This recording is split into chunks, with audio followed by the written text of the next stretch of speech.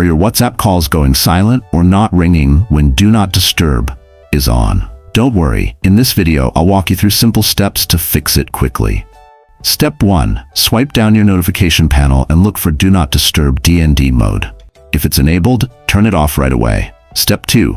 Go back to your home screen, find the WhatsApp icon, and press and hold it. From the options, tap on App Info. Step 3. Scroll down and select Storage and Cache. Now, tap on Clear Cache to remove temporary files that may be causing the issue. Step 4. Return to the App Info page and tap on Force Stop. Confirm by pressing OK. Step 5. Restart your phone normally. A simple reboot ensures all changes take effect. That's it.